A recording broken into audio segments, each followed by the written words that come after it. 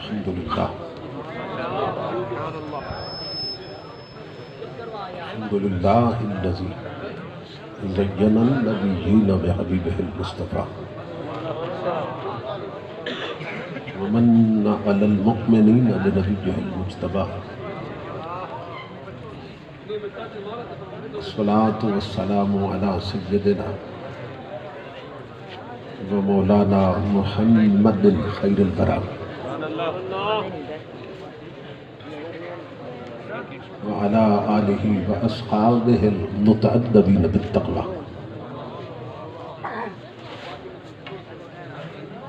اما بعد فاعوذ باللہ السمیع العلیم من الشیطان اللعین الرجیم بسم اللہ الرحمن الرحیم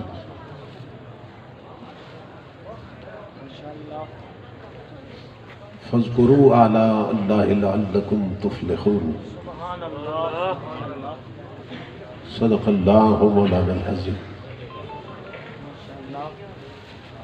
ان اللہ وملائکتہ یصلون علی النبی یا ایہا الذین آمنوا صلوا علیہ وسلموا تسلیما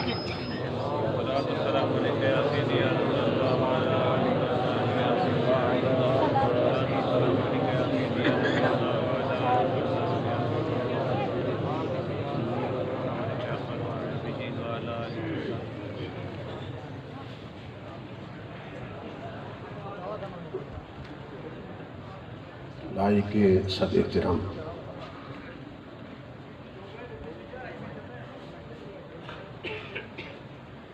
سرمایہ ملت اسلامی یادگار اسلاف محترم المقام حضرت علامہ صاحبزادہ احسان الحق بندیالوی صاحب دامت برکاتہ العالیہ،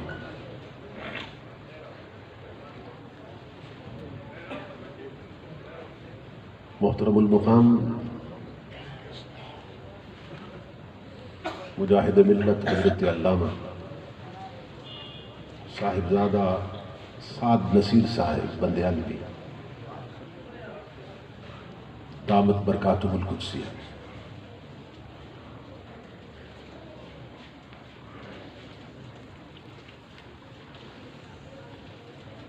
دیگر معزز مشائخ و علماء کرام،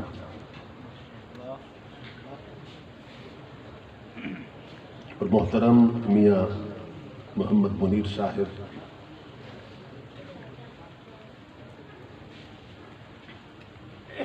اور معزز حاضرین و سامعین،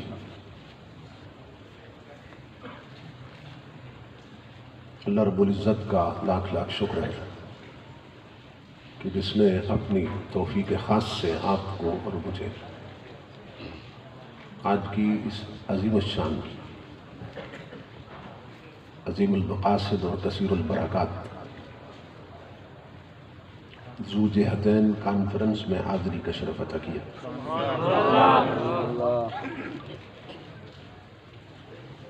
اور اپنا اور اپنے محبوب مکرم صلی اللہ تعالیٰ علیہ وآلہ وسلم کا ذکر پاک اور پیغام عظیم سننے اور سنانے کی توفیق عطا فرمائی۔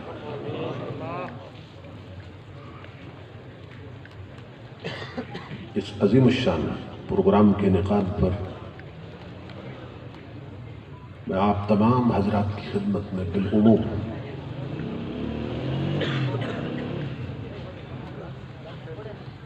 برادر محترم حضرت علامہ قاری سعید احمد صاحب، محترم قاری فضل الرحمن صاحب،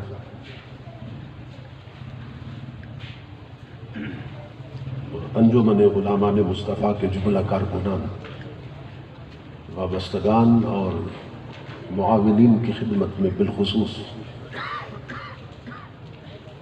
دل کی اچھا گہرائیوں سے ہدیہ تبریک و تحسین پیش کرتا ہوں اور دعا کرتا ہوں کہ اللہ رب العزت دوستوں کی اس محنت اور ہم سب کی حاضری کو اپنی پاک بارگاہ میں قبول و منظور فرمائے، اور آج کی اس نشست کو ہماری اعتقادی، فکری اور عملی تربیت کے اعتبار سے نتیجہ خیز اور بامقصد بنائے۔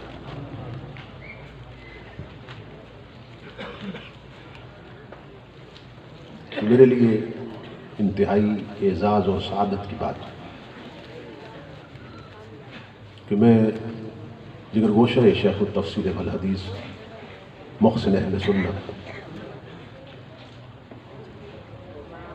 حضرت علامہ صاحبزادہ پروفیسر ظفر الحق بندیالوی صاحب زید مجدو کے حکم کی تعمیل میں اس عظیم علمی، روحانی اور فکری مرکز پہ حاضر ہو کے آپ حضرات سے خطاب کی سعادت حاصل کر رہا ہوں۔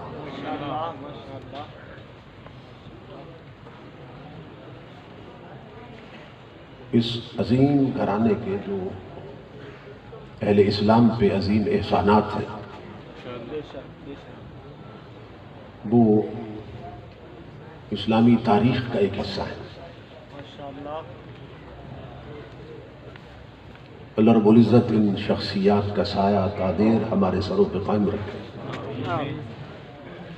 اور اس گھرانے کے علمی اور فکری اور روحانی فیضان سے ہماری آنے والی نسلوں کو بھی قیامت تک مستفید ہونے کی توفیق عطا فرمائے۔ میں اپنے برادر عزیز پیکر اخلاص حاجی احمد صاحب کا شکر گزار ہوں کہ جن کے توسل سے تاریخ کا تعین ہوا اور میں اس پاکیزہ مجلس تک پہنچا ہوں، اور یہاں پہنچتے ہی جس بے پناہ محبت کا انہوں نے اظہار کیا، جس محبت سے نوازا، اس پر بار دیگر میں ان کا شکر گزار ہوں۔ دعا کرتا ہوں کہ اللہ رب العزت انہیں قدم قدم پہ اجر عظیم عطا فرمائے۔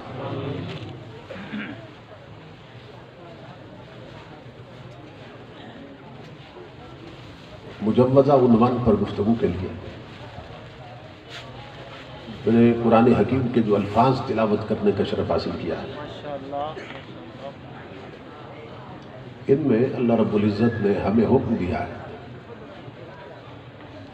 کہ ہم اس کی نعمتوں کو یاد رکھیں، اس کی نعمتوں کا ذکر کریں، اور ساتھ ہی اس ذکر کے نتیجے میں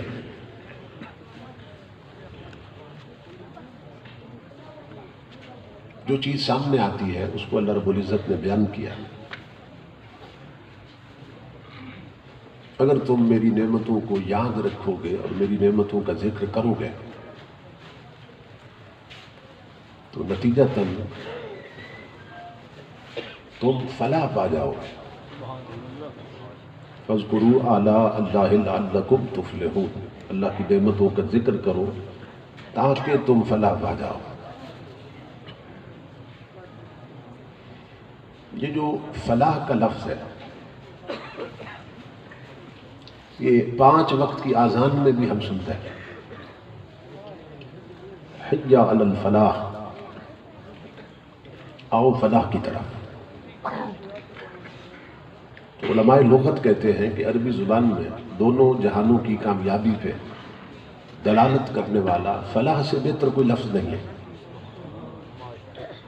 جس عمل کے نتیجے میں اللہ رب العزت یہ فرما دے کہ اگر یوں کرو گے تو فلاح پا جاؤ، اس کا مطلب یہ ہے کہ اگر یوں کر لیا تم نے اور میری مان لی تو پھر تمہارے دونوں جہان سنور جائیں گے۔ تو یہاں اللہ رب العزت نے لعلکم تفلحون فرما کے اسی فلاح کا ذکر کیا ہے۔ جو لوگ میری نعمتوں کو یاد رکھتے ہیں اور نعمتوں کا ذکر کرتے ہیں تو وہ ایک ایسے راستے پہ چل پڑتے ہیں کہ جس سبب سے ان کے دونوں جان سنور جاتے ہیں۔ اب یہ توجہ طلب بات ہے کہ ہم جہاں بھی بیٹھتے ہیں نعمتوں کا ذکر تو کرتے ہیں،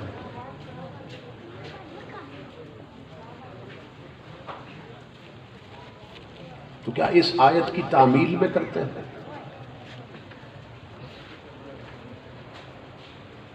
یہ شادیوں پہ جب اکٹھے ہوتے ہیں، کسی کی وفات پہ جب اکٹھے ہوتے ہیں، یا ویسے جب بیٹھتے ہیں،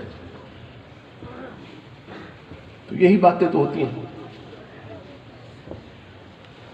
میرے پاس زمین کتنی ہے، پلاٹ کتنے ہیں، کار کون سی ہے، کپڑے کہاں سے خریدتا ہوں، کہاں سے سلواتا ہوں، آمدنی کا کیا سلسلہ ہے، کاروبار کتنا پھیلا ہوا ہے، بنگلے اور کوٹھیاں کتنی ہیں. تو یہی باتیں تو ہوتی رہتی ہیں. یعنی کپڑے بھی اللہ کی نعمت ہے، بنگلے بھی اللہ کی نعمت ہے، زمینیں، جائیداد، کاریں، یہ تمام چیزیں اللہ کی نعمت ہے. تو ہم تو جب تک جاگتے ہیں انہی کا ذکر کرتے رہتے ہیں. تو کیا اس آیت میں جو اللہ حکم دے رہا اس کی تعمیل ہو رہی ہے؟ دیکھو نا، شادیوں پہ بطور خاص ان چیزوں کا ذکر ہوتا ہے، بلکہ یہ چیزیں دکھائی جاتی ہیں.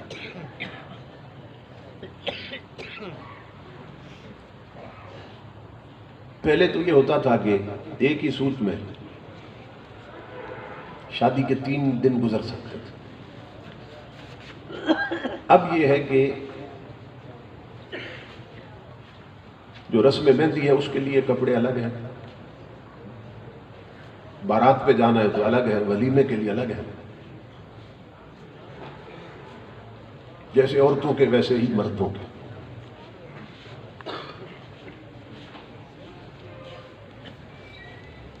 تو 10 دکانیں پھر کے ہم ایک سوٹ خریدتے ہیں، یہ شادی پہ پہننا ہے،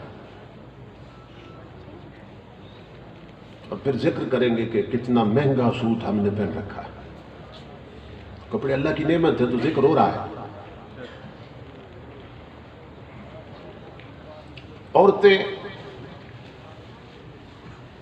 اپنے کپڑوں اور زیورات کا اظہار کرتی ہیں شادیوں میں، اور صرف شادیوں پہ نہیں ہوتا، مرنے پہ بھی ہوتا ہے.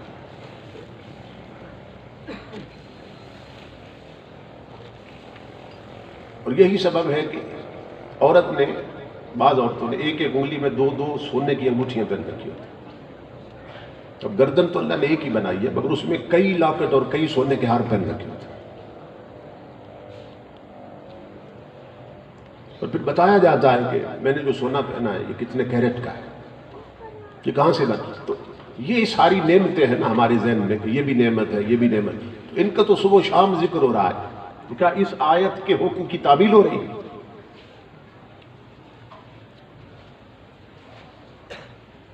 اللہ رب العزت جو فرما رہا ہے میری نعمتوں کا ذکر کیا کرو.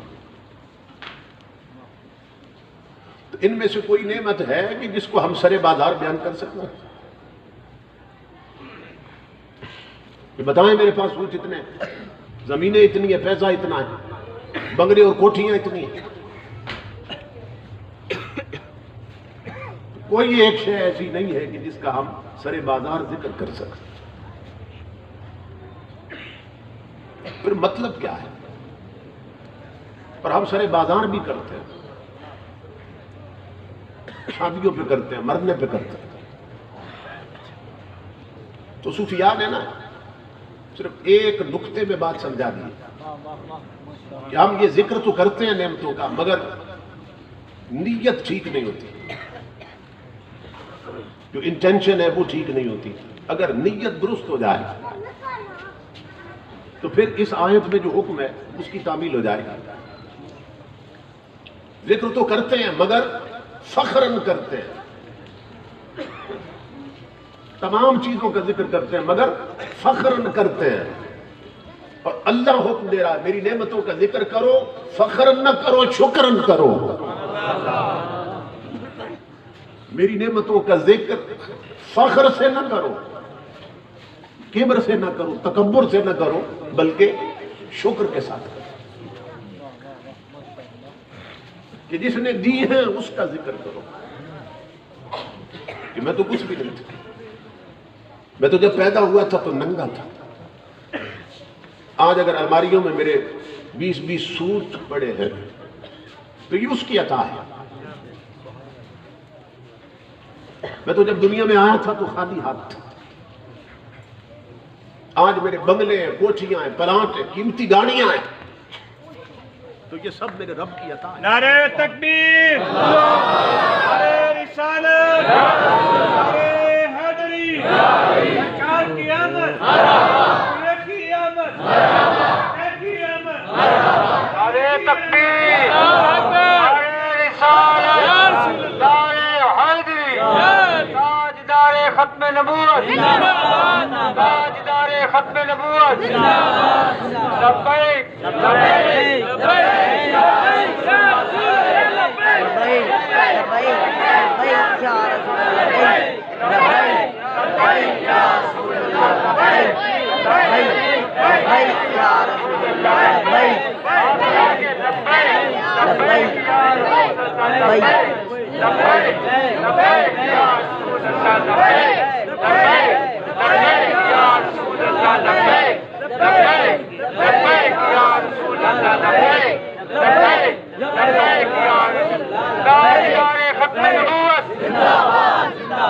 تاجدار ختم نبوت. آقا تیری شان کی خاطر، آقا تیری شان کی خاطر، سرکار کی آمد، سرکار کی آمد، مٹھار کی آمد، مدنی کی آمد، سونے کی آمد، دلدار کی آمد.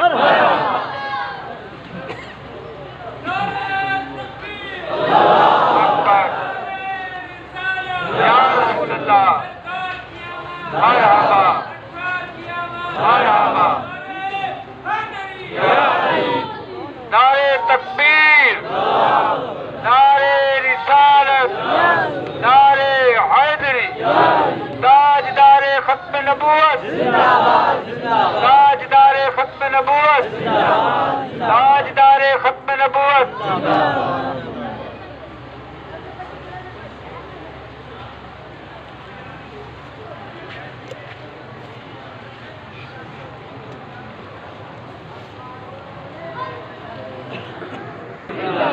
تاجدار ختم نبوت زندہ باد. اللہ رب العزت نے فرمایا کہ میری نعمتوں کا ذکر کرو مگر فخر نہ کرو، شکر کرو. شکر کے طور پہ ذکر کرو. حضور غوث اعظم رضی اللہ تعالیٰ عنہ، اللہ نے آپ کو قوت بیان ایسی عطا کی تھی.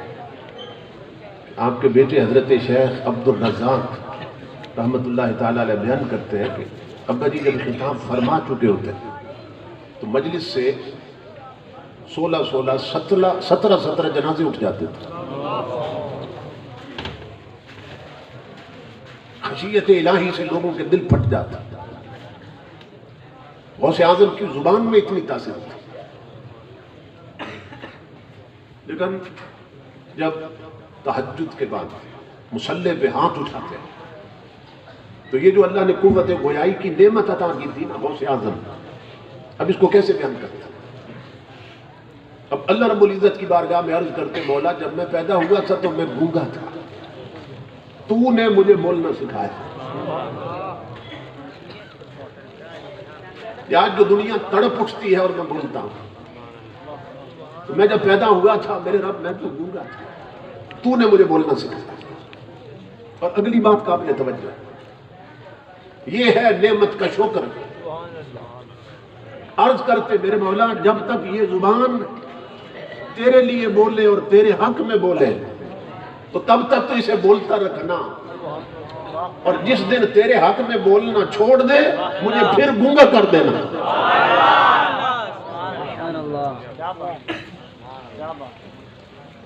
اس لیے کہ نعمت کا شکر ہی یہ ہے کہ جس نے عطا کی ہے نا اس کی اطاعت میں خرچ ہو، اس کی نافرمانی میں خرچ نہ ہو. یہ جو اللہ رب العزت نے حکم دیا کہ میری نعمتوں کا ذکر کرو. لیکن قرآن پاک میں اللہ رب العزت نے ایک اور مقام پہ نعمتوں کے حوالے سے ہی فرمایا کہ ان تعدوا نعمت اللہ لا تحصوها، اگر تم اللہ کی نعمتوں کو گننا چاہو تو گن نہیں سکتے، انکاؤنٹیبل ہے، گنتی میں نہیں آتی۔ اب سوچئے کہ جو چیز گنتی میں نہیں آتی وہ ذکر میں آ سکتی ہے، جس کو آپ گن نہیں سکتے اس کا ذکر کر سکتے ہیں۔ ایک طرف اللہ رب العزت فرما رہا ہے میری نعمتیں گنتی سے باہر ہیں، دوسری طرف حکم دے رہا ہے جو گنتی سے باہر ہیں ان کا ذکر کرو۔ اگر ذکر میں آ جائیں تو پھر تو گنتی میں بھی آ گئی، تو جب گنتی میں نہیں آتی تو ذکر میں کیسے آ جائے؟ توجہ طلب بات، اور پھر توجہ طلب بات ہے کہ یہ نعمتیں جو اللہ فرما رہا ہے کہ گنتی میں نہیں آتی، تو یہ اللہ نے کس کو دی ہے؟ بولیے، انسان کو، ہم سب کو۔ یہ ہمیں اللہ رب العزت فرما رہا ہے کہ جو نعمتیں میں نے تمہیں دی ہیں لوگوں، میرے بندوں، وہ گنتی میں نہیں آتی۔ امام الانبیاء سے بولا وہ میں حیران ہوتا ہوں ان بدبختوں پر جو ممبروں پہ بیٹھ کر تاجدار کائنات پر عطا جو ہے اللہ کی عطائیں ان کو گننے لگ جاتے ہیں اور تولنے لگ جاتے ہیں اور کہتے ہیں اللہ نے محبوب کو یہ دیا تھا اور یہ نہیں دیا تھا، اتنا دیا تھا اور اتنا نہیں دیا تھا۔ اللہ آواز دیتا ہے حیا کر ظالم، اور یار کے صدقے میں جتنا تجھے دیا وہ گنتی میں نہیں آتا، جو خود حبیب کو دیا اسے کون گن سکتا ہے؟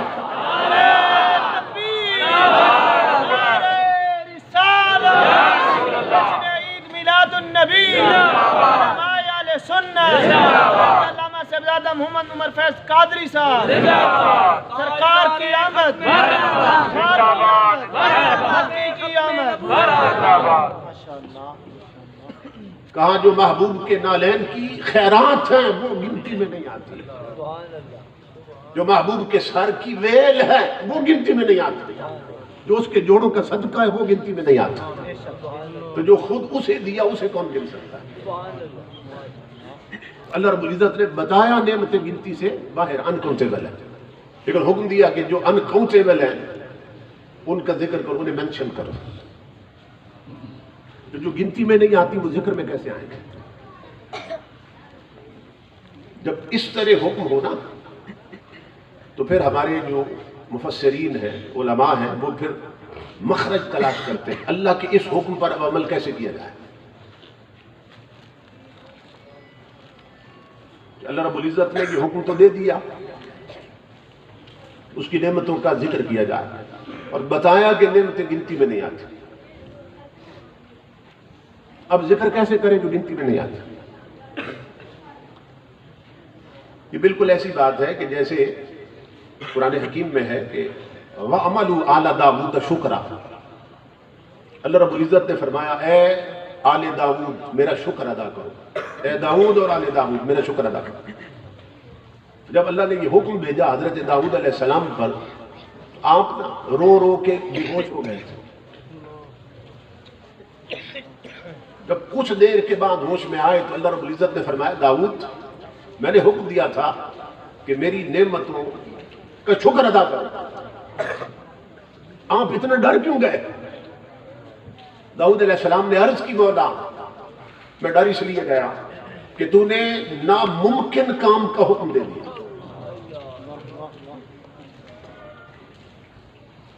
ہو ہی نہیں سکتا۔ کیوں؟ اس لیے کہ جب میں تیری نعمتوں کا شکر کروں گا نا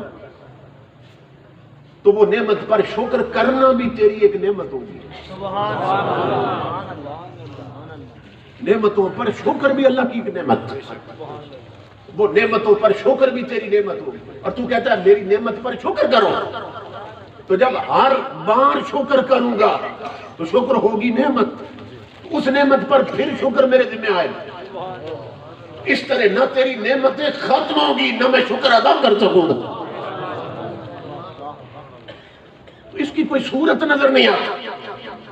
مگر قربان جا اس کی رحمتوں کے. اللہ رب العزت نے پیغام دیا میرے داؤد یہ جو تو نے اعتراف کر لیا نا, یہ جو تو مان گیا کہ میرا شکر ادا نہیں ہو سکتا, یہی تو میرا شکر ہے. یہی شکر ہے کہ اعتراف کر لیا. تو اللہ رب العزت نے حکم تو دے دیا, ان نعمتوں کا ذکر کرو جو گنتی میں نہیں آتی. اب کیسے ذکر کریں جو گنتی میں نہیں آتی؟ تو علماء پھر ایگزٹ تلاش کرتے ہیں, مخرج تلاش کرتے ہیں کہ اللہ کے اس حکم کی تعمیل کیسے ہو. تو علماء نے کہا کہ دیکھتے ہیں کہ اللہ رب العزت کی تمام نعمتوں میں سے کوئی ایسی نعمت تلاش کرتے ہیں کہ اس نعمت کا اللہ کی بارگاہ میں اتنا اونچا مقام ہو اور اس نعمت کی حیثیت اتنی بلند ہو اللہ کی بارگاہ میں کہ ہم کریں اس ایک نعمت کا ذکر اور اللہ لکھ دے میرے بندے تو نے ہر نعمت کا ذکر کر دیا. تو تلاش کرتے ہیں وہ کون سی نعمت ہے. تو ایسی نعمت تلاش کرنی ہے جو ان تمام نعمتوں کے ذکر کا بدل بن جائے, جس کا ذکر ان تمام نعمتوں کے ذکر کا بدل بن جائے. نعمتیں تلاش کرنی ہے. تو جب سوچنے لگ گئے نا کہ وہ بڑی نعمت کون سی ہے, ایک بڑی نعمت ذہن میں آئی. وہ کیا ہے؟ ہمارا اپنا وجود. دیکھو نا, کپڑے نعمت مگر ہم ہیں تو کپڑے پہنتے ہیں نا. تو ہمارا وجود اتنی بڑی نعمت ہے کہ جس کے سبب سے یہ نعمت ہم تک پہنچ رہی ہے. کھانے کی جتنی چیزیں ہیں نعمت ہے, پینے کی جتنی چیزیں ہیں نعمت ہے, استعمال کی جتنی چیزیں نعمت ہے. مگر ہمارا وجود ہے, ہم ہیں تو وہ نعمت استعمال کر رہے ہیں. تو ہمارا اپنا وجود اتنی بڑی نعمت ہے کہ اس کے سبب سے سب نعمتیں ہمیں مل رہی ہیں. تو اتنا بڑا سبب جو اتنی نعمتوں کے حصول کے لیے بنا وہ کیا؟ ہمارا اپنا وجود. ہم ہیں تو نعمتیں مل رہی ہیں. اب بات یہاں تک پہنچ گئی کہ ہمارے اپنے جسم کے سبب سے نعمتیں مل رہی ہیں. اب یہ دیکھنا ہے یہ جسم کس کے سبب سے ہے.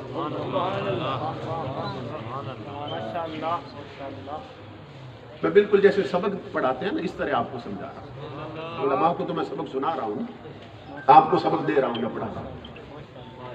تو ہر نعمت ملی ہمیں وجود کے سبب سے. اب دیکھنا یہ ہے یہ وجود کس کے سبب سے ہے. امام الانبیاء کے غلاموں, اس کا ایک موٹا سا جواب یہ ہے جو عام سمجھ میں آنے والا ہے. وہ یہ ہے کہ ہمارا وجود ہمارے ماں باپ کے سبب سے ہے. جب کوئی چیز وجود میں آتی ہے نا تو اس کی 4 علتیں ہوتی ہیں. علل اربع, میں صرف 2 بیان کرنا چاہتا ہوں. کوئی بھی چیز وجود میں آتی ہے تو ایک کیا ہے علت مادی, دوسری ہے علت فائلی.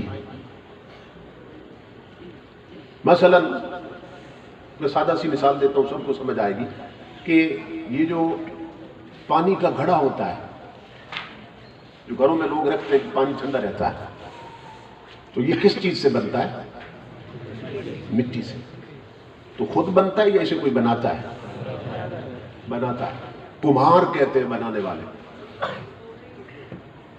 تو مٹی سے بنا گھڑا, تو مٹی کیا ہے؟ علت مادی ہے گھڑے کی. جس سے بنا وہ ہے علت مادی, اور جس نے بنایا وہ ہے علت فائلی. تو ہم سارے بنے کہ نہیں بنے؟ تو کس نے بنایا اور کس سے بنایا؟ ماں باپ سے. ہمیں ماں باپ سے بنایا اللہ رب العزت. تو وہ علت بنانے والا علت فاعلی اور ماں باپ علت مادی کہ اللہ نے ہمیں ماں باپ سے بنایا. ماں باپ نہ ہوتے تو ہم نہ ہوتے, اور ہم نہ ہوتے تو کوئی نعمت ہم تک نہ پہنچتی. اب سمجھ گئے نا بات؟ یہی سبب ہے کہ صوفیاء فرماتے ہیں کہ جتنی بھی عبادت کر لو اللہ کی بندگی کا حق ادا نہیں ہوتا, اور جتنی بھی خدمت کر لو ماں باپ کا حق ادا نہیں ہوتا. کیونکہ ہمیں وجود ملا ان کے وجود کے سبب سے. تو وہ اتنی بڑی نعمت ہے جن کے سبب سے ہم بنے ہیں اور باقی ہر نعمت ہم تک پہنچی۔ اب پھر سوال پیدا ہوا ہمارے ماں باپ کس کے سبب سے ہیں؟ تو پھر وہی جواب ہے وہ اپنے ماں باپ کے سبب سے۔ اچھا ان کے ماں باپ کس کے سبب سے ہیں؟ وہ اپنے ماں باپ کے سبب سے۔ اسی طرح یہ اگر سلسلہ چلاتے چلے جائیں تو بات کہیں ختم ہوگی یا نہیں ہوگی؟ کہاں ختم ہوگی؟ حضرت آدم علیہ السلام پر۔ ان سے پہلے تو کوئی بشر نہیں تھا، وہ اول بشر ہے، تو بات ہوگی حضرت آدم پر ختم۔ اگر ہم نہ ہوتے تو کوئی نعمت ہمیں نہ ملتی، اور ماں باپ نہ ہوتے تو ہم نہ ہوتے، ان کے ماں باپ نہ ہوتے تو وہ نہ ہوتے، آگے آباء اجداد کا تسلسل، یہ سلسلے نہ ہوتے تو یہ سارے نہ ہوتے، اور آدم نہ ہوتے تو کوئی بشر نہ ہوتا، کیونکہ آدم علیہ السلام سے بشریت اور انسانیت چلی، امام الانبیاء کے غلام۔ اب بات پہنچتی حضرت آدم تک، تو اب اللہ سے پوچھتے ہیں مولا تو بتا آدم کس کے سبب سے ہے؟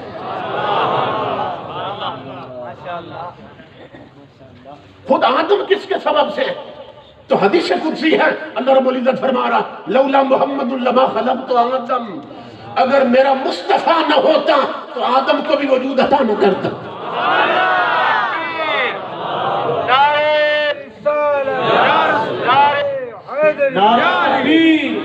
نعرہ رسالت، علماء اہل سنت، جشن عید میلاد النبی سردار عمر فیض قادری صاحب۔ اب نتیجہ یہ نکلا کہ اگر حضور نہ ہوتے تو کچھ بھی نہ ہوتے، تاجدار کائنات ہے تو سب کچھ ہے، حضور نہ ہوتے تو کچھ بھی نہ ہوتا۔ اور یہ اصولی بات ہے کہ ہم سب بنے، پوری کائنات بنی حضور کے سبب سے، اور امام الانبیاء کے غلاموں ہر نعمت بنی حضور کے سبب سے۔ تو جس کے سبب سے شے بنتی ہے نا، اسی کے سبب سے بچتی بھی ہے۔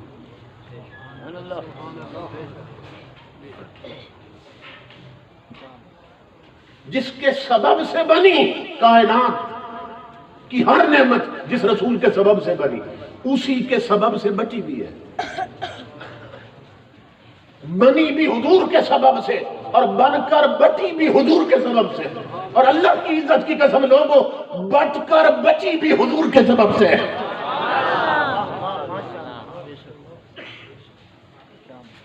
نعمتیں بنی بھی حضور کے سبب سے اور بٹی یعنی تقسیم بھی حضور کے سبب سے ہوئی، اور بٹ کر پھر بچی بھی حضور کے سبب سے۔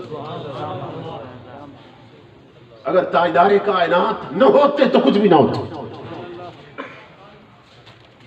اس لیے علماء نے یہ مخرج تلاش کیا اور انہوں نے کہا کہ اگر امام الانبیاء کا ذکر کر لو، آقا اتنی بڑی نعمت ہے جو آل ان ون ہے کہ تمام نعمتیں اس نعمت کے اندر ہیں، اگر حضور کا ذکر کر لیا جائے تو امام الانبیاء کے غلاموں ایسے سمجھو کہ ہر نعمت کا ذکر ہوگا، سبحان اللہ، ہر نعمت کا ذکر ہوگا۔ اب اس پر ایک دلیل دوں، دلیل یہ ہے کہ حضور کا ذکر، اس کی بلندی کیا ہے؟ اللہ رب العزت فرماتا ہے من ذکرک ذکرنی، محبوب جس نے تیرا ذکر کر لیا وہ سمجھ جائے اس نے میرا کر لیا، کیونکہ جعلتک ذکرا من ذکری، اے میرے حبیب میں نے تجھے اپنا ذکر بنا دیا۔ اللہ فرما رہا ہے میرے حبیب تجھے میں نے اپنا ذکر بنا دیا، جس نے تیرا ذکر کیا اس نے میرا کیا۔ تو اب نقطہ یہ ہے امام الانبیاء کے غلام، اور جس نبی کا ذکر خدا کے ذکر کا بدل بن سکتا ہے، مخلوق کے ذکر کا بدل کیوں نہیں بن سکتا ہے؟ اس لیے عرض کر رہا ہوں کہ جس نے حضور کا ذکر کر لیا وہ سمجھے کہ اس نے ہر نعمت کا ذکر کر لیا۔ تو حضور اتنی بڑی نعمت، یہی سبب ہے امام الانبیاء کے غلاموں کہ ہم پورا ربیع الاول مہینہ اور پوری زندگی ہی حضور کے ذکر کے نام کیے بیٹھے۔ لیکن آدم علیہ السلام بنے حضور کے سبب سے، اور پھر اللہ رب العزت نے جب آدم علیہ السلام کا جوڑ بنایا، وَخَلَقَ مِنْهَا زَوْجَهَا، اور انہی میں سے ان کا جوڑ بنایا۔ کون؟ حضرت حوا، انہی میں سے جوڑ بنایا۔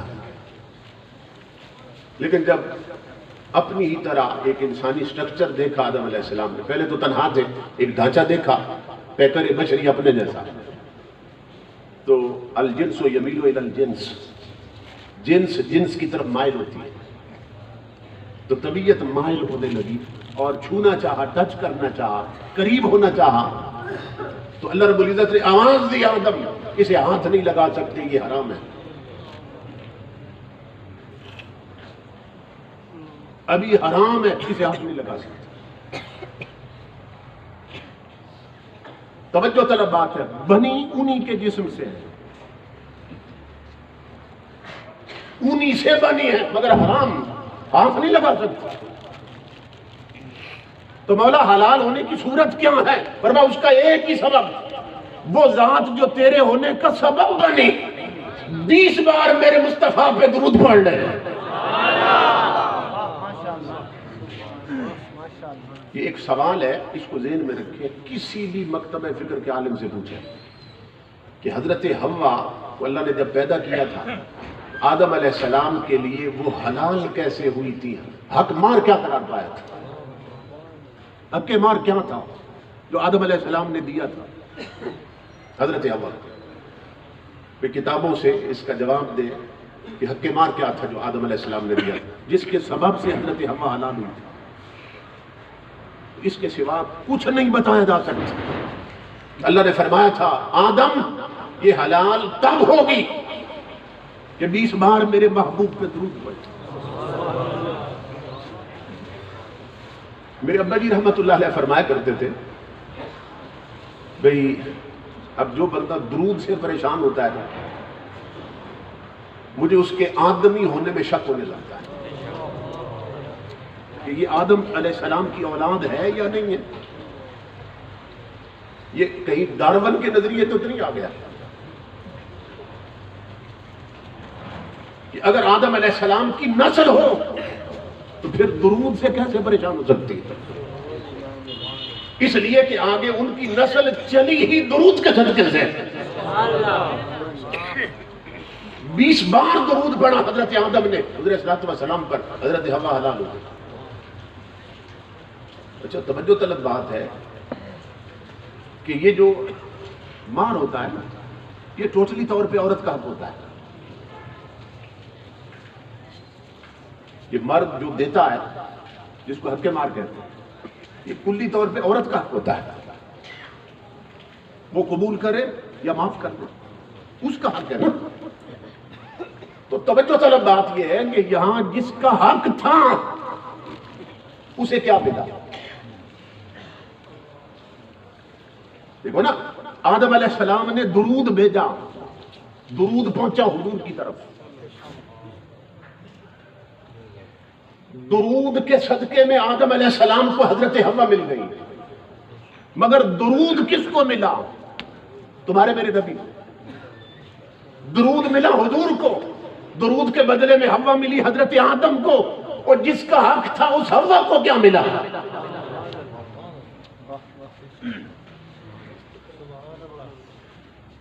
جس کا حق تھا اس کو کیا ملا؟ تو بات پہلے پڑھ رہی؟ تو صوفیہ فرماتے ہیں اللہ رب العزت سب کا حق دے رہا ہے۔ کیسے؟ درود ملا مصطفیٰ کو، درود کے صدقے میں حوا ملی آدم کو، اور بدلے میں حوا کو نور مصطفیٰ ملا ہے۔ نعرہ تکبیر، نعرہ رسالت، جشن عید میلاد النبی، آستانہ عالیہ بندیال شریف، فیضان بندیال شریف، علماء اہل سنت، حضرت علامہ صاحبزادہ عمر فیض قادری صاحب، ماشاءاللہ۔ اس لیے میں کر رہا ہوں امام الانبیاء کے غلام، تمام نعمتیں بنی بھی حضور کے سبب سے ہیں، بچی بھی حضور کے سبب سے، اور بٹ کر بچی بھی حضور کے سبب سے۔ اب سب سے بڑی نعمت کیا ہے؟ مومن کے سینے میں جو ایمان، ایمان سب سے بڑی نعمت۔ ایک حدیث پاک ہے، نبی اکرم صلی اللہ علیہ وآلہ وسلم فرماتے ہیں اذا اذنب الرجل خرج منہ الایمان، کہ جب کوئی بندہ بدکاری کرتا ہے، زنا کرتا ہے، بدکاری کرتا ہے، تو حضور فرماتے ہیں کہ اس سے ایمان نکل جاتا ہے۔ اور ایک حدیث پاک میں ہے کہ جس طرح آپ اپنی قمیص اتارتے ہیں نا غسل کرنے سے پہلے، اور اتار کر اپنے جسم سے الگ رکھ دیتے ہیں، ایک حدیث پاک میں ہے کہ بندہ جب بدکاری کرتا ہے، برائی کرتا ہے، اس وقت ایمان اس طرح اس سے جدا ہو جاتا ہے۔ تو سوال یہ ہے کہ بدکاری تو صرف کافر تو نہیں کرتے، آج مسلمانوں کی اکثریت اس میں مبتلا ہے، لیکن مسلمان جو بدکاری کرتے ہیں تو کیا اللہ اور اس کے رسول کا انکار کر کے بدکاری کرتے ہیں؟ کیا فرشتوں کا، کتابوں کا انکار کرتے ہیں اور پھر بدکاری کرتے ہیں؟ ایمان مجمل اور مفصل میں جو چیزیں آتی ہیں، اللہ کو ماننا، اس کے فرشتوں کو ماننا، رسولوں کو ماننا، کتابوں کو ماننا، اچھی بری تقدیر کو ماننا،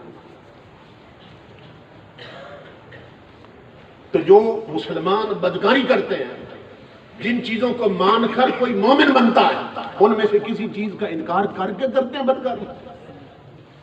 تو سوال یہ ہے جب کسی چیز کا منکر نہیں بنا تو ایمان نکلا کیوں؟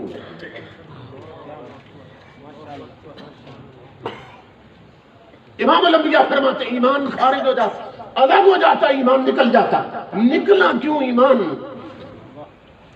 جب رب کو مانتا ہے، نبیوں کو مانتا ہے، کتابوں کو مانتا ہے، فرشتوں، اچھی بری تقدیر، اور پھر جی اٹھنے کو مانتا ہے، جن چیزوں کو مان لے تو کافر مسلمان ہوتا ہے۔ اب یہ منکر نہیں ہوا ایک چیز کا بھی، جس مومن نے بدکاری کی، مسلمان نے زنا کیا، تو پھر ایمان نکلا کیوں؟ اس حدیث رسول پر علماء نے بڑی عقل دوڑائی ہے اور اپنی اپنی عقل اور فکر کے مطابق جواب دی ہے۔ امام الانبیاء کے غلاموں جو بات میں عرض کرنے لگا ہوں وہ یہ ہے، اپنے زمانے کے غوث حضرت عبدالعزیز دباغ مغربی رحمت اللہ تعالی علیہ، یہ وہ ہستی ہیں جن سے بڑے بڑے علماء قرآن پاک کی آیتوں کا اور حدیثوں کا مطلب پوچھتے تھے کہ راز نہیں کھل رہا، پردہ نہیں ہٹ رہا، آپ بتائیں گے؟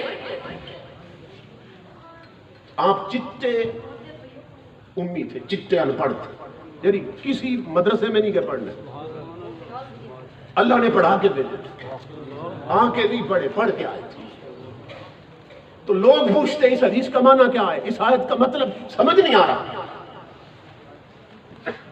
تو اسی وقت فرماتے، کہتے ٹھہرو میں تمہیں رسول اللہ سے پوچھ کے بتا دیتا ہوں۔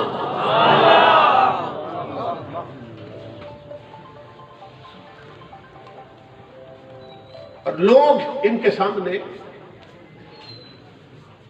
قرآن پاک بھی رکھتے ہیں اور ساتھ جو تفسیر لکھی ہوتی ہے عربی حاشیہ وہ بھی رکھتے ہیں، اور حاشیے میں حدیثیں بھی ہوتی ہیں۔ کسی مدرسے کا منہ نہیں دیکھا، الف بے نہیں پڑھی کہیں، مگر ہاتھ رکھ کے بتا دیتے یہ قرآن ہے اور یہ حدیث ہے، اور یہ نیچے فقہا کے اقوال۔ تو لوگ حیران ہوتے ہیں، آپ نے الف بے نہیں پڑھی، کیسے پتہ چلتا ہے یہاں یہ قرآن ہے اور یہ حدیث رسول ہے، آپ کو کیسے پتہ چلتا ہے؟ آپ فرمایا کرتے اللہ کی عزت کی قسم، قرآن جب نظر آتا ہے نا اس کے حرف، اس میں مجھے جلوہ خدا نظر آتا ہے، حدیثوں میں جلوہ مصطفیٰ نظر آتا ہے۔ اتنی بڑی ہستی کی بات آپ کو بتانے لگا، اپنے زمانے کے غوث ہیں، اور میں 10 سال یا 15 سال پہلے کی بات ہے، میں انگلینڈ کے دورے پہ گیا، مانچسٹر کے قریب اولڈم شہر میں میری رہائش تھی، ساتھ ہی ایک شہر ہے آسٹن یو لائن، ایک ٹاؤن ہے، قصبہ ہے، وہاں ہم خطاب کے لیے گئے تو وہاں ایک انجینئر بیٹھے تھے جنہوں نے وہیں پڑھا ہے، نوجوان، انہوں نے کہا کہ اگر ہمارے گھر میں آپ چائے پی لیں، بعد میں چائے ہو، تھوڑی گپ شپ ہو جائے، جو کچھ تبرکات ہے میں آپ کو دکھاؤں گا۔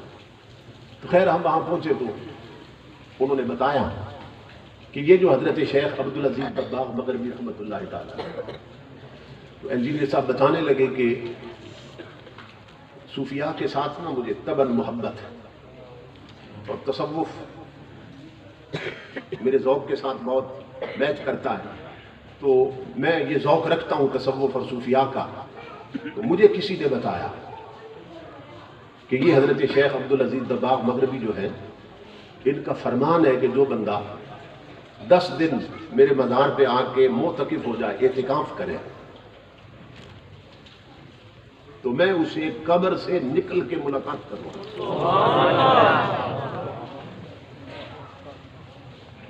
وہاں کے انجینئر ہیں، وہاں کے پڑھے ہوئے یورپ، وہ کہنے لگے کہ میں جنونی سا آدمی ہوں، میں نے چونکہ ان کے وہاں کا ہے نا پاسپورٹ وہاں کا، کہتے ہیں میں نے ٹکٹ لیا اور میں آپ کے مزار پہ چلا گیا، حضرت کے مزار پہ 5 دن اعتکاف، 6 دن، 7 دن، 8، 9، 10 دن پورے ہو گئے، مگر زیارت نہیں آئی۔ اب میں پریشان تھا، 2 چیزیں بار بار میرے ذہن میں آ رہی تھی۔ ایک تو یہ کہ یا تو شاید کسی نے ویسے گپ لگا دی، یہ بات حضرت نے نہیں فرمائی، اور یا یہ ہے کہ پھر میرے اعتکاف میں کوئی کمی رہ گئی، یا ہوائی ہے بات ہی کسی نے اڑا دی ہے اور ان کی بات ہی نہیں ہے، یا یہ ہے پھر مجھ میں کمی ہے کہ میں اس لائق نہیں تھا کہ مجھے دیدار کرائیں، کہ میرے اعتکاف میں کوئی عیب ہے۔ کہتے 10 دن پورے ہو گئے، میں نے اپنا سامان لپیٹا اور بیگ تیار کیا، میں نے کہا واپس چلتے ہیں۔ وہ کہتے ہیں اللہ کی عزت کی قسم، جب میں حضرت کے مزار سے نکلا نا، گلی میں جا رہا تھا، سامنے میں نے دیکھا ایک بزرگ آ رہے تھے، سرحد کے پٹھانوں کی طرح سر پہ پگڑی باندھ رکھی اور پاؤں میں کھیڑیاں ہیں اور کھلی کھلی شلوار قمیض پہنی، تو میں خوش ہوا، چلو اپنے پاکستان کو کوئی بندہ تو ملا، اتنے دنوں میں کوئی بندہ نہیں دیکھا اپنے پاکستان میں، تو یہ کوئی لگتا ہے کوئی خان صاحب ہے سرحد کے۔ قریب ہوا، آگے بڑھا، جب میں نے السلام علیکم کہا، انہوں نے کہا وعلیکم السلام، تو میں نے فوراً یہ سوال کیا، میں نے کہا کہ حضرت کون ہے اور کہاں سے آئے؟ بابا جی کون ہے اور کہاں سے آئے؟ وہ انجینئر کہتا اللہ کی عزت کی قسم، وہ ہنس کر فرمانے لگے بیٹا میں عبدالعزیز ہوں اور اپنے مزار سے آیا ہوں۔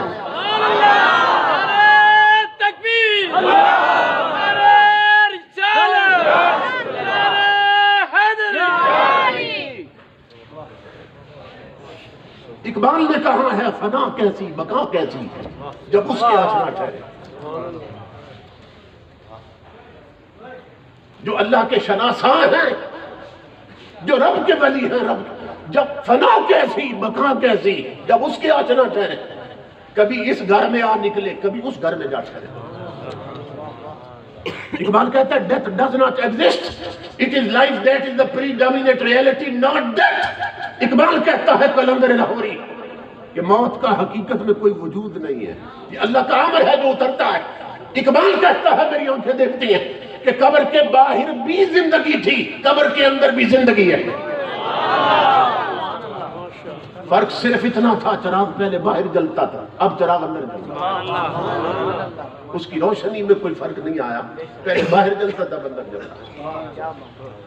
تو وہ انجینئر کہتے ہیں کہ ہم فرمانے لگے بیٹا عبدالعزیز ہوں اور اپنی قبر سے آیا ہوں۔ یہ وہ ہستی ہیں جن کا میں آپ کو نقطہ سمجھانے لگا ہوں۔ آپ سے پوچھا علماء نے کہ امام الانبیاء فرماتے ہیں جب کوئی بدکاری کرتا ہے ایمان نکل جاتا ہے۔ بہت سے مسلمان ملوث ہوتے ہیں اس کبیرہ گناہ میں، لیکن اللہ اور رسول اور فرشتوں کا انکار کر کے تو نہیں کرتے۔ تو جن چیزوں کو مان کر کوئی مومن بنتا ہے وہ ہر چیز مان رہے ہوتے ہیں، پھر ایمان کیوں نکل جاتا ہے؟ تو یہ ہستی فرما رہی حضرت عبدالعزیز، فرمایا اللہ کی عزت کی قسم اس کا سبب یہ ہے کہ جب کوئی بدکاری کرتا ہے تاجدار کائنات اپنی نگاہ اس سے ہٹا لیتے ہیں،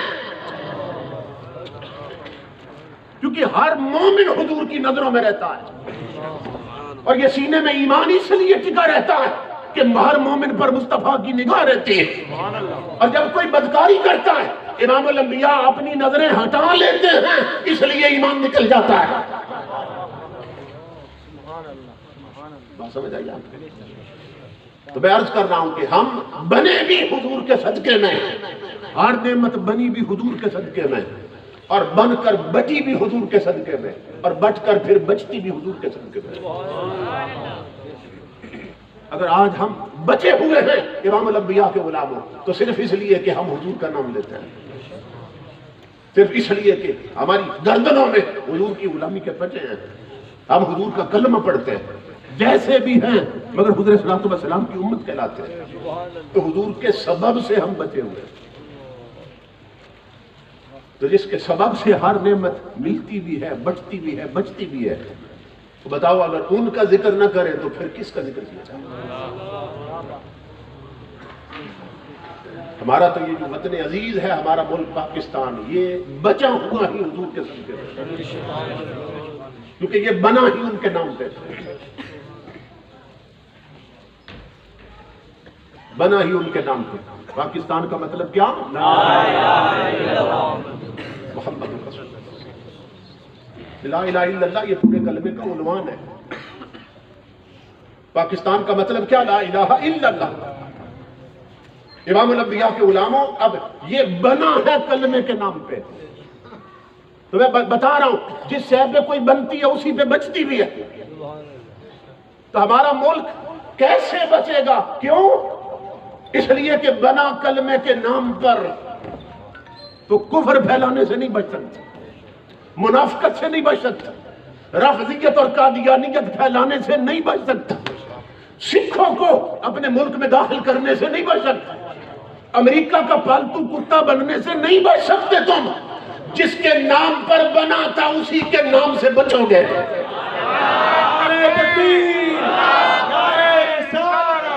جشن عید میلاد النبی، علماء اہل سنت، حضرت علامہ صاحبزادہ عمر فیض قادری صاحب، استان عالیہ بندیال شریف، فیضان بندیال شریف. بنا کلمے کے نام پر تھا، حضور کے نام پر، تو بچے گا بھی حضور کے پیغام پر، حضور کی شریعت سے. کچھ بھی ہو جائے، جیسے بھی آ جائیں، نہیں بدل سکتے حالات جب تک وہ جو مقصد تھا، جس مقصد کے لیے بنایا تھا، اس مقصد کو پورا نہیں کیا جائے. اس لیے میرے آقا کے غلاموں، آؤ دہلیز مصطفیٰ کی طرف، آؤ حضور کی چوکٹ کی طرف، آؤ شریعت مصطفیٰ کی طرف، اور تن سے من تک حضور کے رنگ میں رنگ جاؤ. میں نے سائنس بھی پڑھی ہے اور مدرسے کی چٹائیوں پہ علماء کی کفش برداری بھی کی ہے. کالج میں پڑھا، پنجاب یونیورسٹی سے ایز اے ریگولر اسٹوڈنٹ میں نے ماسٹر کی ڈگری لی.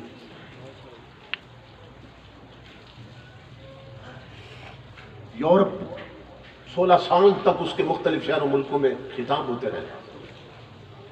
تو میں یہ علی وجہ البصیرت کہہ رہا ہوں. آج ہمارے جو نئی نسل ہے نا، ینگسٹر ہیں، یوتھ، نوجوان، وہ یہ سمجھتے ہیں کہ اگر ہم اسلام کے پیچھے چلے تو ہم بیکورڈ ہو جائیں گے، پسماندہ ہو جائیں گے، کیونکہ ملا کی دوڑ ہے مسجد تک. یہ محاورہ ہے، ملا کی دوڑ مسجد تک. اب یہ ہم پہ پھبتی کسی جاتی ہے نا، ملا کی دوڑ مسجد تک. یہ ہم پہ تو یہ پھبتی کستے ہیں نا دنیا دار لوگ. اور قیامت کے دن اللہ کی عزت کی قسم، اگر اللہ کے سامنے بھی انہوں نے کہہ دیا نا، اور کہیں گے وہاں، تو ان کا یہ کہنا ہی ہماری بخشش کا سبب بن جائے گا کہ مولا پوچھ ان دنیا والوں سے، یہ ہمارا نام ہی رکھا تھا انہوں نے ملا کی دوڑ مسجد تک. غیر بھی مانتے تھے کہ ہماری دوڑ تیری مسجد تک، اور ہم اس سے نکلنا بھی نہیں چاہتے. تو وہ احمق ہے، نادان ہے، جو سمجھتے ہیں کہ اگر شریعت اپنا لی، حضور کا دین اپنا لیا، یا علماء کے پیچھے چلے تو ہم بیکورڈ ہو جائیں، پسماندہ رہ جائیں. سائنٹیفک ریس میں، ڈسکوریز میں دنیا بڑی آگے نکل چکی. دیکھو جی، امریکہ چاند سے بھی آگے نکل چکا ہے، اور کیا کچھ نہیں کر رہے. ترقیاں یہ سب ساری ہمارے سامنے، انوینشن ہے، ڈسکوریز ہے، ایجادات ہیں، انکشافات ہیں. تو اس لیے وہ کہتے ہیں سائنس پڑھو، دنیا کی تعلیم حاصل کرو. یہ ملا کی دوڑ تو مسجد تھا، انہیں کیا خبر. امام الانبیاء کے غلاموں، میں اللہ کی عزت کی قسم اٹھا کے کہہ رہا ہوں، سائنس بھی پڑھی، سائنسدانوں کو پڑھا، ان کی تھیریز پڑھی، تاجدار کائنات کی شریعت بھی پڑھی. میں یہ دعوے سے کہہ رہا ہوں اور آگے دلیلوں سے ثابت کر سکتا ہوں کہ یہ سائنس کے کلائمیکس کا دور ہے. اس وقت سائنس اپنے عروج اور کمال پہ ہے، اپنی انتہا پہ پہنچی ہوئی ہے سائنس. اسی لیے ہمارے بچے اس نے چھین لیے، کیونکہ ان کے سینے میں قرآن نہیں تھا، شریعت کی تعلیم نہیں تھی ان کے پاس، وہ مرعوب ہو گئے اس کی چکا دور دیکھ کر۔ مگر میں دعویٰ کر رہا ہوں کہ آج اس ترقی کے دور کے باوجود جس مقام پر سائنس کی انتہا ہوتی ہے وہاں سے نالین مصطفیٰ کی ابتدا ہوتی ہے۔ نعرہ رسالت، نعرہ حیدری، تاجدار ختم نبوت، تاجدار ختم نبوت۔ لبیک لبیک لبیک یا رسول اللہ، لبیک لبیک لبیک یا رسول اللہ، لبیک لبیک لبیک یا رسول اللہ، لبیک لبیک لبیک یا رسول اللہ۔ میں زیادہ مثالیں نہیں دوں، ایک حدیث پاک امام الانبیاء فرماتے ہیں اذا ولغ الکلب فی اناء احدکم، کہ جب تمہارے کسی کے برتن میں کتا منہ ڈال دے، برتن کو ناپاک کر دے کتا منہ ڈال کے، امام الانبیاء فرماتے ہیں اس کو 3 بار یا بے اختلاف روایت 7 بار مٹی سے مانج کے دھو لو، وہ پاک اور صاف ہو جاتا۔ کیونکہ کتا جب کوئی چیز کھاتا ہے نا کسی برتن میں، پھر اس کو چاٹتا بھی ہے، زبان بھی بھرتا، زبان لگاتا ہے، پھر اس کے جراثیم بڑے خطرناک ہوتے ہیں۔ تو جرمن کا ایک اورینٹلسٹ مستشرق ڈاکٹر، اس نے کہیں سے حضور کی یہ حدیث پڑھی کہ مسلمانوں کا نبی فرماتا ہے کہ اگر کتا کسی برتن میں منہ ڈال لے اور ناپاک کر دے تو پھر اس کو مٹی سے مانج لو اور دھو دو تو پاک اور صاف ہو جاتا ہے۔ اس نے کہا میں ایکسپیریمنٹ کروں گا، تجربہ کروں گا کہ کیا مسلمانوں کے نبی نے سچ فرمایا، کتے کے جراثیم بہت خطرناک ہوتے ہیں۔ اس نے ایک برتن میں نہ کتے کو کھانا کھلایا، کھانا کھلانے کے بعد اس نے مائکروسکوپ کے ساتھ خوردبین جو ہوتی ہے اس کے ساتھ دیکھا تو پلیٹ پر کتے کے بے شمار جراثیم پھر رہے ہیں۔ موجودہ دور کے جتنے صابن بنے ہیں، پاؤڈر بنے برتن دھونے والے، اس نے وہ سارے منگوا کے رکھے ہوئے تھے، ایک ایک پاؤڈر سے وہ برتن کو دھوتا ہے، پھر جب خوردبین سے دیکھتا ہے تو جراثیم موجود تھے، صابن سے دھویا جراثیم موجود تھے۔ وہ کہتا ہے آخر میں نے محمد عربی کی حدیث پہ عمل کیا، دور نہیں گیا، اپنے ہی ویڑے سے سین سے میں نے مٹی لی ہے اور پلیٹ میں ڈال کر اسے مانجا، میں نے رگڑتا رہا، پھر اسے دھویا۔ وہ کہتا ہے مجھے پیدا کرنے والے کی قسم میں الٹ پلٹ کے دیکھتا رہا، ایک جراثیم نہیں ملا۔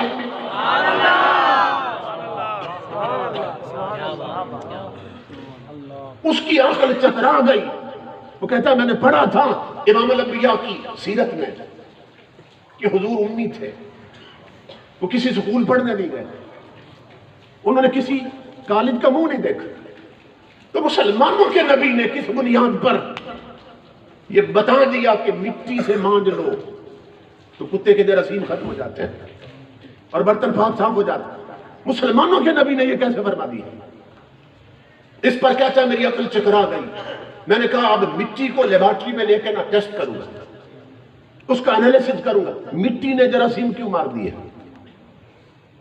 وہ کہتا ہے جب مٹی کا انالیسس کیا، تجزیہ کیا، رپورٹ آئی لیبارٹری سے، اس میں لکھا تھا کہ ہر مٹی میں نوشادر کے اجزاء چھپے ہوئے ہوتے ہیں، کہ پھٹکڑی اور نوشادر یہ ہمارے دیہاتوں میں بھی عام گھروں میں پڑی ہوتی ہے۔ کہتا ہے ہر مٹی میں نوشادر کے اجزاء چھپے ہوتے ہیں، یہ رپورٹ آئی، اور پھر اس نے ان اجزاء کا انالیسس کیا۔ وہ کہتا ہے پھر نتیجہ یہ نکلا کہ وہ نوشادر کے اجزاء ہی کتے کے جراثیم مار سکتے ہیں۔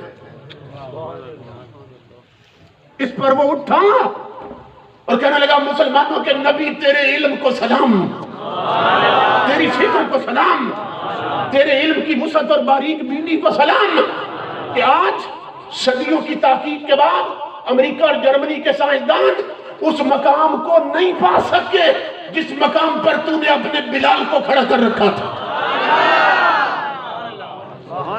آج امریکہ اور جرمنی کے ڈاکٹر نہیں جانتے کتے کے جراثیم کیسے مارنے، مگر تیرا بلال جانتا تھا جراثیم کیسے مارنے۔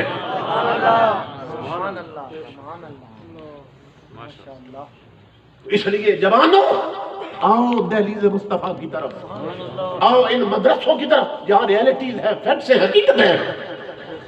قرآن سے باہر نہ کوئی علم ہے نہ کوئی حقیقت، ہر وہ تھیوری سائنس کی اور ہر وہ نظریہ جو قرآن سے ٹکراتا ہے اللہ کی عزت کی قسم وہ ٹھوکریں کھاتا رہتا ہے، اور اس وقت وہ حقیقت کو پاتا ہے جب وہ دہلیز مصطفیٰ پہ پہنچ جاتا ہے۔ اپنے بچوں کو سب سے پہلے ہر مسلمان کا فریضہ اس کی گٹی میں حضور کا دین رکھتے ہیں، اسے شریعت کا عالم ہے، پھر ڈاکٹر بنائے، انجینئر بنائے، جو مرضی بنائے، لیکن ہم مسلمان ہیں، ہمارا کلچر الگ ہے، ہماری تہذیب اپنی ہے، تمدن اپنا۔ اس وقت ہماری آئیڈینٹی خطرے میں، ہمارا اسلامی تشخص خطرے میں ہے، اس لیے اپنے بچوں کو لاؤ حضور کی چوکٹ کی طرف۔ اور پھر تم تصور نہیں کر سکتے اگر بچے شریعت بھی پڑھ جائیں اور پھر دنیاوی تعلیم سائنس وغیرہ یہ بھی پڑھ جائیں، پھر تمہارے بچے کفر کے لیے دو دھاری تلوار بن جائے گا، دونوں طرف دھار ہوگی، اس کفر جس طرف سے آئے گا کٹ جائے گا۔ آج لوگ حیران ہیں اس بات پر کہ امریکہ نے کتنی ترقی کر لی، چاند پہ قدم رکھا اور آگے بڑھ رہا ہے۔ اب میں ذوق طبع کے لیے تاکہ ہر بندے کو بات سمجھ آ جائے بتانے لگا ہوں۔ امام الانبیاء کے غلاموں حضور غوث اعظم رضی اللہ تعالیٰ،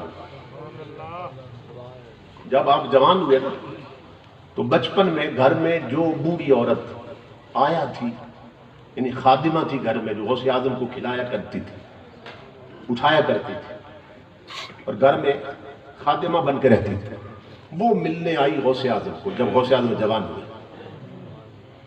میں نے یہ لفظ جان بوجھ کے نہیں بولا کہ جب غوث اعظم بڑے ہوئے، کیونکہ بڑے تو وہ تب بھی تھے جب پیدا ہوئے، بڑے تو وہ چھوٹے ہو کر بھی بڑے تھے۔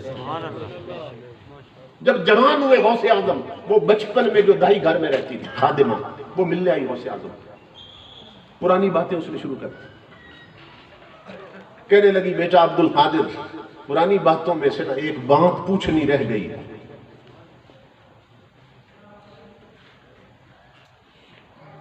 بچپن کی ایک بات ہے پوچھنی رہ گئی تھی، وہ آج پوچھنے لگی ہوں، میرے بیٹا مجھے بتاؤ وہ کیا تھی۔ آپ نے فرمایا اماں پوچھو۔ وہ کہنے لگی بیٹا ایک دن آپ بچوں کے ساتھ آنکھ مچولی کھیلے تھے، یہ چھپنا چھپنا کھیلتے ہیں، ہائیڈ اینڈ سیک، آپ کے علاقے میں اس کو کیا کہتے ہیں؟ چھپن چھپ۔ بچے چھپ جاتے ہیں، ایک بچے کی باری ہوتی ہے پھر ڈھونڈتا ہے اسے، تو وہ دائی پوچھنے لگی خادمہ غوث اعظم سے کہ بیٹا بچپن میں آپ ایک دفعہ نا بچوں کے ساتھ چھپن جھوٹ کھیلے تھے، آنکھ مچولی کھیلے تھے۔ بیٹا عجیب بات ہے، بچے جہاں بھی چھپتے تھے آپ ڈھونڈنے سیدھے سر پہ پہنچ جاتے، آپ سے کوئی نہیں چھپ سکتا۔ پھر آپ نے فرمایا تھا کہ اب میں چھپتا ہوں مجھے ڈھونڈے، بچپن کی بات چھیڑ دی غوث اعظم، اب میں چھپتا ہوں مجھے ڈھونڈے۔ تو بیٹا آپ نے صرف اللہ کہا تھا، اللہ کہاں تھا آپ نے، اور غائب ہو گئے تھے، اور ہم ڈھونڈ ڈھونڈ کے تھک گئے تھے، آپ نہیں ملے۔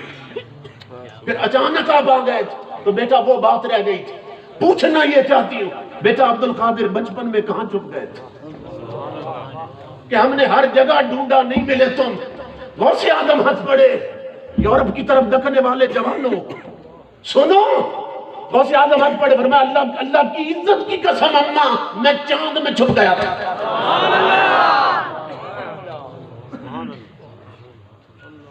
آج ہماری نئی نسل یہ سمجھتی ہے کہ امریکہ نے بڑی ترقی کر لی، یورپ اور روس نے ترقی کر لی، چاند تک کیا پہنچے، اور تو اپنی تاریخ نہیں پڑھتا۔ پیچھے پلٹ کے دیکھ نادان، تیری قوم کی ماں نے ایسے ایسے بچے جنے ہیں جو چاند میں آنکھ مچولی کھیلتے رہے، تیری نسل کی ماں نے وہ بچے جنے ہیں جو چاند پر چھپن جھوٹ کھیلتے رہے۔ تجھے کیا خبر تو کس کی اولاد؟ غوث اعظم نے فرمایا اماں اللہ کی عزت کی قسم میں تو چاند میں چھپ گیا تھا۔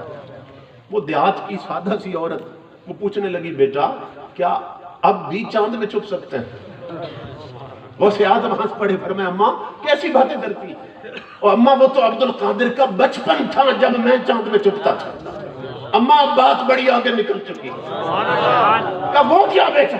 کہا ماں اللہ کی عزت کی قسم کبھی میں چاند میں چھپتا تھا، اب ہزاروں چاند عبد القادر میں چھپے رہتے ہیں۔ نعرہ تکبیر، نعرہ رسالت، جشن عید میلاد النبی، حضرت علامہ سرجال عمر فیض قادری صاحب، فیضان اولیاء، شان عظمت مصطفیٰ۔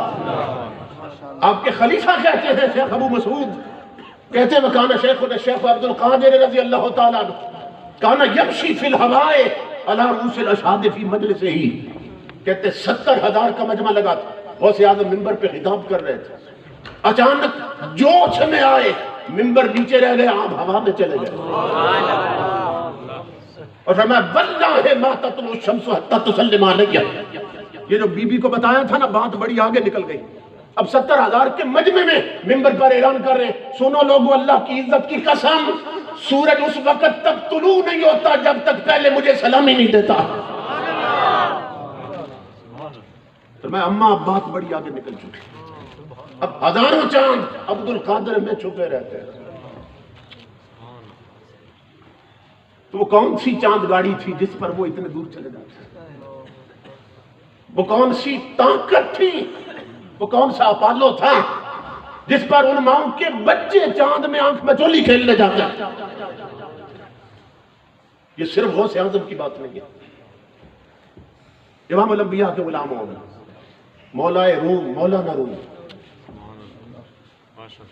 مولانا جلال الدین رومی رحمت اللہ علیہ، چھوٹے سے بچے تھے ان بچوں کی طرح، گھر سے نکلے، باہر گراؤنڈ تھا تو دیکھا کہ بچے کھیل رہے تھے، اور کھیل کیا کر رہے تھے؟ جمپ لگا رہے تھے، اور مقابلہ ہو رہا تھا کہ زیادہ اونچا کون جاتا ہے جمپ میں، اونچا جمپ کون لگاتا ہے، اونچا کون جاتا ہے۔ اب یہ بھی بچے ہیں، تو جا کے پوچھا ساتھیوں کیا کر رہے ہیں، او دوستو کیا کر رہے ہیں؟ انہوں نے کہا رومی دیکھ نہیں رہے ہو، جمپ کا مقابلہ ہو رہا ہے کہ زیادہ اونچا کون جاتا ہے۔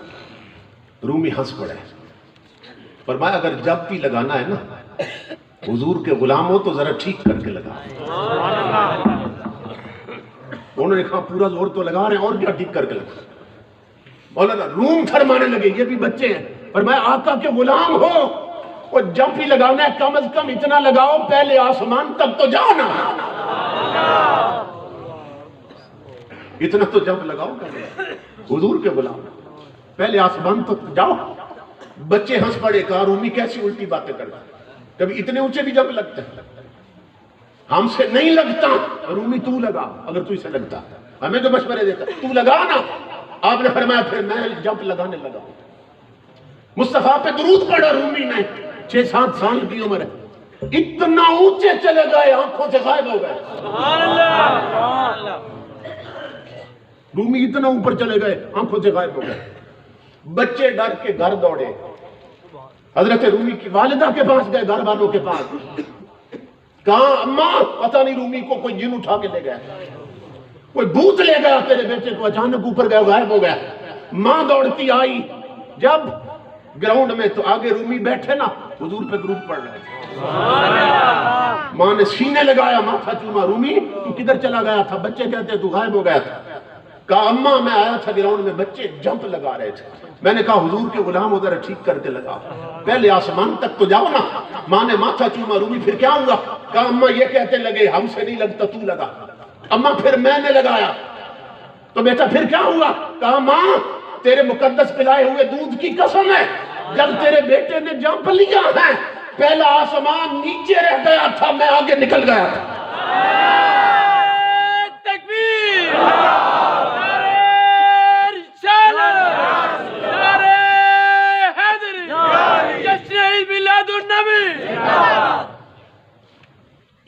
اس لیے میرے آقا کے غلاموں، یہ قوتیں اور یہ اپالو اور یہ روشنیاں اور یہ طاقتیں یہ صرف دہلیز مصطفیٰ سے ملتی ہیں۔ قرآن پڑھو گے تو یہ قوتیں آئیں گی، عمل کرو گے تو یہ قوتیں آئیں گی، تاجدار کائنات کی غلامی کے پٹے ہوں گے گردن میں تو یہ قوتیں آئیں گی۔